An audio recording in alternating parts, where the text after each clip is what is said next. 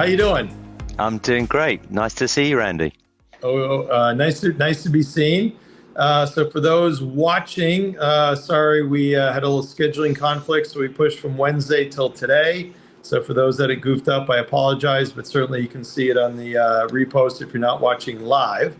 Totally psyched to have Paul Hunter with us today. He's SVP and Managing Director at HPE, and certainly has a lot on his plate, and look forward to learning a lot and having you share some good content with us. Yeah, delighted to be with you, and the apologies mind. I think it was my mess up that I wasn't at the right time on Wednesday. No, I think it's my sword to fall on. I'll fall on this sword. Don't worry about it. And I'm actually in Alabama. We have our opening weekend this weekend, so I'm in the Marriott Hotel here. So that's my background. So by way of introduction, I've got a few friends. Patrick Osborne, who was SVP of the Storage BU at HPE, says, North America CRO, former channel chief and world's most dangerous man on two wheels. Paul Hunter is leading the GTM charge for HPE's pivot to an as-a-service cloud company. Paul and his team are changing the way customers consume and manage infrastructure with HPE GreenLake. CR Howdyshell, CEO of Advisix, says, for HPE, no one better to lead the sales charge than Paul Hunter. He totally understands the channel from a value and scalability perspective. He knows the partners who have invested for the long run with HPE. Additionally, he is committed to executing with the channel on GreenLake and is engaged with the key partners in the HPE ecosystem. That makes it easy for partners to co-invest in the consumption business. I think I saw they Advisix just got some big GreenLake Partner of the Year award or something like that, right? Yeah. They're one of the rockstar partners, and CR's been a big advocate, leading the charge from the front. So yeah, thank you to his compliment. But he's earned all the recognition. Very good. And Sean Kearns, so the distributor side CEO of Arrow Electronics. I've always appreciated the intellect that Paul brings to his capacity as a leader. I think he's done a nice job taking the lessons of his career journey to each successive role in a way that's apparent to the HPE channel.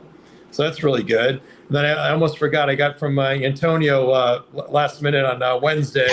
Antonio Neri, CEO, love Antonio, says Paul Hunter is a man of many tricks, but he sure knows how to sell. That's pretty cool. That's nice. He didn't mention that to me when I saw him yesterday, but there we go. Awesome. And unfortunately, you and I never had a chance to overlap when I was running the Americas business and the U.S. business at the time, which was ESSN, now HPE. You were running the PSG business over in the U.K., but certainly know you have a great reputation. Obviously, the channel loves you, the HP team and customers and partners. And I can totally appreciate how much you have your hands full, but you seem to continue to survive and thrive given your 21 years at HP. So congratulations for that. Yeah, thank you. Yeah, no, it's been a joy. It was one of the joys of my career has been working with partners. I did it right from the very start. It was when I joined Compaq back in the day, which is it's actually 27 years ago now. That was one of the first things you did was go and spend some time with the partners. And I was covering finance, so Computer Center and Richard Archer, and there's a whole cast of characters there. Awesome. And almost left out, we're sponsored today by Gong, who's our revenue intelligence sponsor of Sales Community. But as sales tools evolve, they definitely have a lot of great offerings and just a lot of unique IP and offerings to help sellers sell more. And for those that are members of Sales Community, thanks so much. If you are not, you can go to salescommunity.com. And you can look in the upper left-hand corner. There's a tab that says winter free.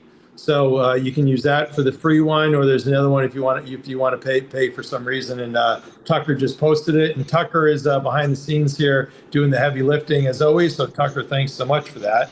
So also just for introduction, so your interest besides work and family, you also do triathlons. How the Yeah. heck, how the heck you have time to do that?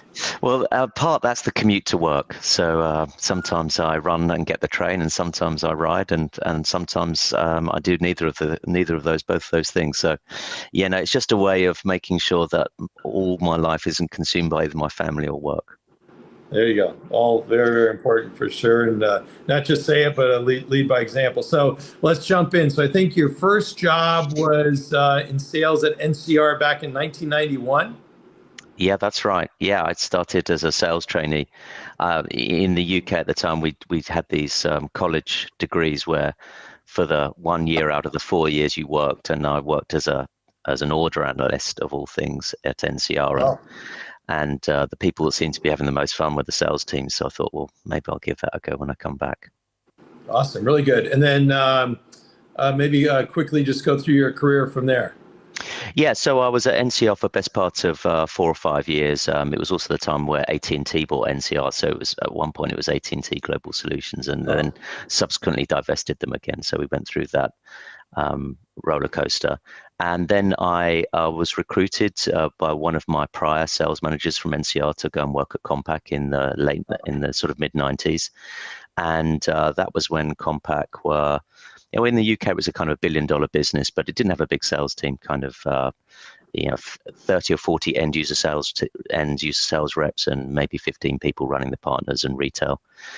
So I was recruited. In fact, I worked with a guy called Eric Gale. So Eric is the AWS country manager for Canada. And I recently saw him on my trip to Canada. It was great to see him. So Eric recruited me.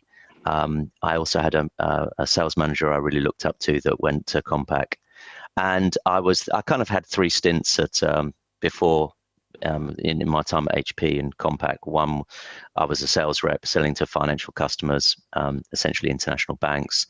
I then did sort of sales management roles in financial services, selling to banks, leading teams there, and it was kind of the sort of infrastructure business. Then I moved to what at the time was the dark side, the PC business. So I had sort of every role working for the general manager, and then eventually became the general manager for the PC business. And then that also had the print business included as well at some point. And then in 2014, I moved to the US. I've had 3 jobs in the US. I was chief of staff to the CEO for 3 years. I led partner sales for 2.5 years, and I lead North America, and I'm 2.5 years into that role. Wow, that's great. And so chief of staff, that was for Meg, right? Yeah, and in fact, I see Larry Irvin is on the chat, and so I came across Larry when I was chief of staff for Meg, and he was leading new business sales, and did a very nice job of it. Very talented sales leader. Wow. So that'd be pretty cool. I mean, I'm sure there's a lot you can't talk about, but you're kind of had a catbird seat there with Meg, going through lots of change. And Yeah, no, it was. I mean, it's a really weird job, chief of staff to a CEO, and each chief of staff job just depends on who the CEO is. So, I was fortunate in that Meg was. Very experienced CEO, and so she really took advantage of using a chief of staff. And to British people, like, they would say, what are you doing? You're carrying her bags. And it's like, no, there's a bit more to it than that. But I went from kind of leading a decent sized business in the UK and Ireland. That was at the time a $3 billion business. And I had sort of 400 to 500 people working in the team. And then when I moved to the US as the chief of staff, I was neither the chief and I didn't have any staff. So it was about 4 people. And I was, I sort of kind of thought my opinion was important, but found out it really wasn't. And nor was it eagerly sought. I learned a huge amount. It's a development job inside HPE. So right. All of the people that succeeded me are now all doing really successful things. One's the CEO over Aruba. One is one of the senior leaders in the storage business, and now the country manager for Ireland is the new chief of staff for Antonio. So it was an incredible job, really, really incredible. And I've got lots of stories, and it was not what you expected of it. I thought that when I came over, I would sort of earn personal trust really quickly, and professional trust would take quite a long time, and it was the inverse of that. Professional trust came very quickly. Personal trust took a lot longer.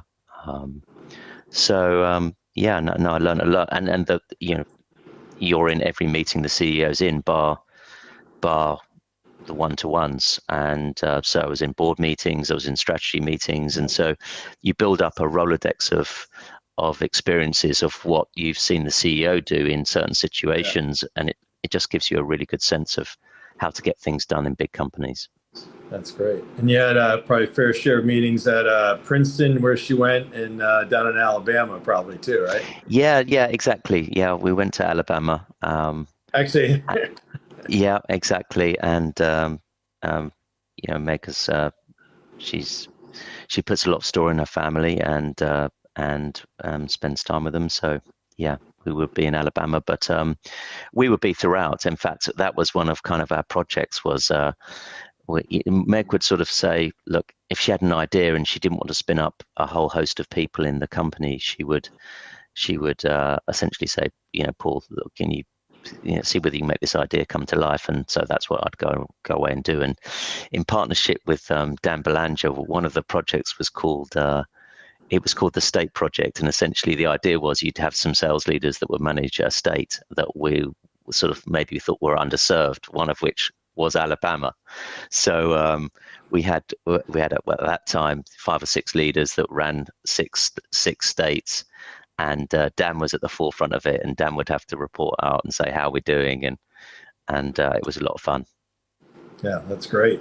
So we have some commentary here. So for those watching, you can either hear us or see us. We cannot see you, but whatever you post, feel free to have any comments or questions.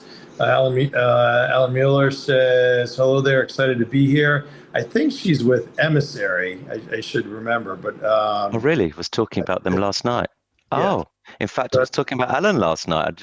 There's a connection I didn't expect. There you to go, make. yeah. And it's actually really cool. So they've got a bench of ex kind of CXOs that have recently departed within 18 months, and it's a who's who of companies. And matter of fact, we had, I think it was like a State Street or Capital One, we had actually had some of your folks running with like a year or so ago as a pilot. I don't even know what happened, but it came up last night in conversation. So David Head, who used to be the chief marketing officer for Silver Peak, which was the SD-WAN company we bought, used to use Alan's services, and then independent of that, Leslie Canning, who runs sales enablement, was also at the table, and we are using Emissary for some of our customer engagements, and was with a lot of plaudits. So it was interesting joining the dots there. But yeah, no, that's a fabulous service, and we've used it on many occasions and are looking to actually do more with it. So there's an opportunity. Yeah, there was so Alan, just going back, I think a year or so ago, I think through George Hope in the channel, we had some things going on. But anyway, interesting. I will move on. So Larry, we posted that. Larry, thanks for chiming in. Terry Richardson, this is impressive seeing 2 former bosses in this podcast. I'll enjoy this one. So all right, Terry, feel free to ask any questions, but probably what we know about the channel, we probably learned from you. That's most likely. And Jesse asked a question, should sales leaders help their sales development teams bail themselves out of LinkedIn or Google jail? So I think what he probably refers to there is maybe where people are, if they get shut down. I guess 2 different contexts. One is if you do too much and you get shut down, could be one. Or Tucker just chimed in here, email spamming for Google.